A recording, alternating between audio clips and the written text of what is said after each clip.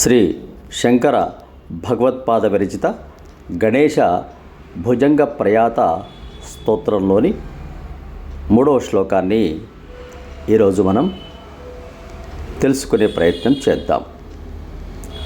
ఆ శ్లోకం ప్రకాశబ్జపారక్త రత్నప్రసూన ప్రవాళ ప్రభాతారుణ జ్యోతిరేకం ప్రలంబోదరం వక్రతుండైకదంతం గణాధీశమీశానసూనుం తమీడే.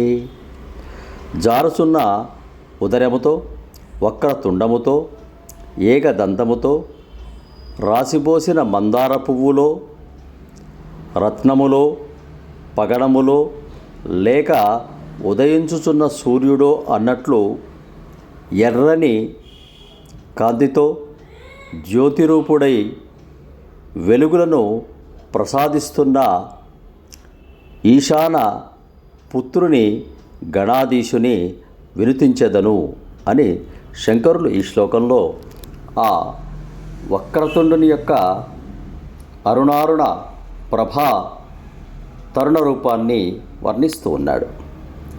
ఆయన పొట్ట బాగా పెరిగి జారిపోతుందట. తన తొండం వక్రంగా ఉంది, ఒకే దంతం ఉంది. ఆయన రూపం మందార పువ్వులను రాసిపోస్తే ఎలా ఎర్రగా ప్రకాశిస్తుందో అలా ప్రకాశిస్తుంది. ఆ ప్రకాశము రత్నములా పగడములా లేక ఉదయిస్తున్న సూర్యుడా అన్నట్లు ఎర్రని జ్యోతిస్వరూపుడై దర్శనమిచ్చాడు శంకరులకు. అలాంటి జ్యోతిస్వరూపుడై దర్శనమిచ్చిన ఆ గణేశుని స్తుతించుతున్నాను అని శంకరులు భావన చేశారు. మనం కూడా అదే భావనతో ఆ గణేశుని స్తుతించిన సకల అభిష్టాలు నెరవేరుతాయి, సకల కళంకాలు తొలగిపోతాయి.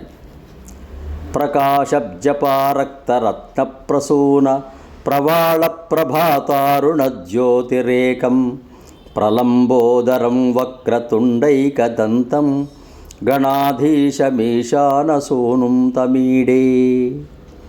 సబ్స్క్రైబ్ ఆచార్య శ్రీ సూక్తి ఛానల్. శుభం భూయాత్. సమస్త సన్మంగళాని భవంతు. స్వస్తి.